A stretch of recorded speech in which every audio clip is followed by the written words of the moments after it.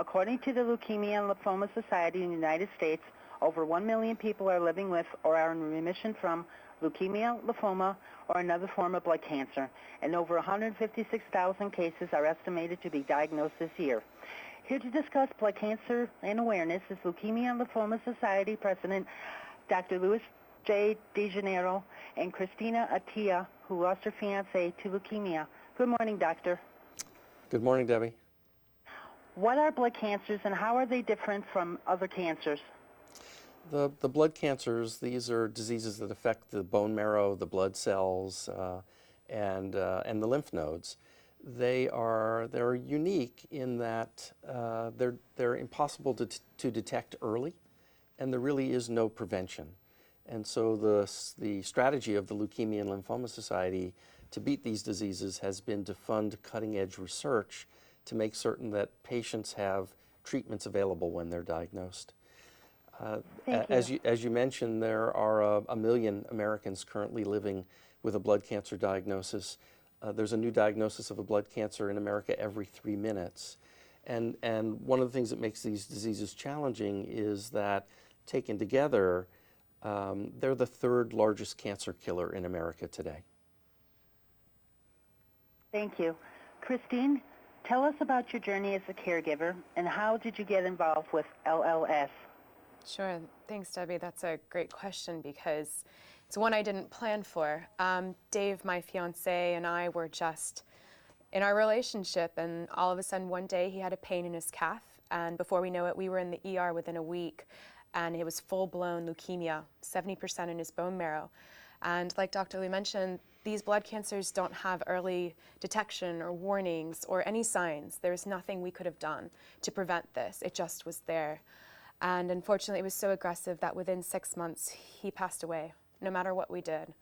And that was devastating. And I think that's when I turned to look for something to do, some outlet to pour myself into to figure out why he died, what came from this. And that's where I turned to the Leukemia Lymphoma Society and got involved with them and joined their team in training, which is a huge fundraising campaign they do, and ran my first half marathon. And that was the start of something I never planned. And here I am today trying to bring more awareness to this horrible disease. Thank you. Doctor, why is Blood Cancer Awareness Month important, and what is the LLS doing to raise awareness? Debbie, I think we've talked a little bit about why it's so important. An American is affected by these diseases every 3 minutes. There's a new diagnosis. 56,000 people will die from these diseases this year alone. And so it's important to raise awareness of them. The Leukemia and Lymphoma Society is taking the opportunity, the month of September, Blood Cancer Awareness Month, to get the word out.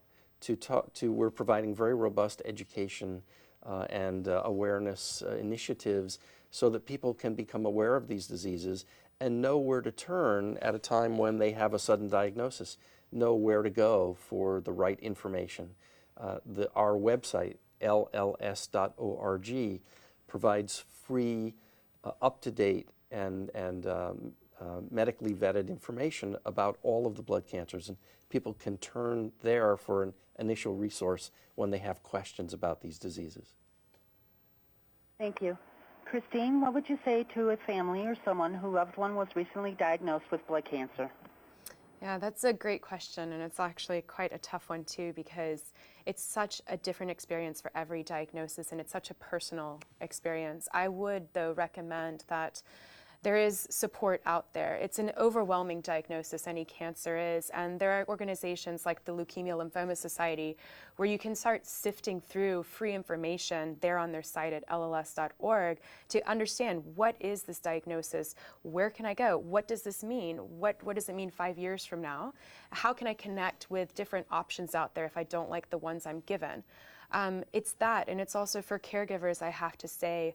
It has a lot of support for caregivers and families too as well because you can't do this alone. You need support. Thank you. Doctor, how close are we to cures and what does that mean for the LLS? Debbie, we've made great progress against these diseases. In the history of the Leukemia and Lymphoma Society, in our 66-year history, we've deployed over $1 billion to cutting-edge research to find new therapies. We've taken childhood leukemia from a 3% survival rate in the 1960s to a 90% survival rate today.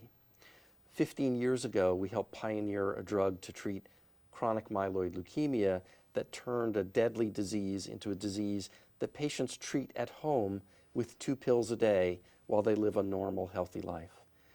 Last year alone, in what was heralded as the scientific breakthrough of the year, a new therapy called immunotherapy, the Leukemia and Lymphoma Society pioneered this in the blood cancers, and now it's being tested in breast cancer, colon cancer, prostate cancer, even pancreatic cancer.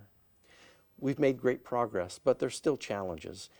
Fully a third of newly diagnosed blood cancers don't survive 5 years. And one disease in particular, the one that affected Christine's fiance, acute myeloid leukemia, has remained resistant to advances. We've drawn a line in the sand against that disease. We've put together a program we call Beat AML. And over the next 3 years, through continued fundraising and investment in research, we plan to change the standard of care of that disease. So no other loved one like Christine's Dave has to suffer that kind of devastating experience. I would like to thank you both for sharing information to our viewers about blood cancer and awareness. Have a great day. Thank you. You too. Good day.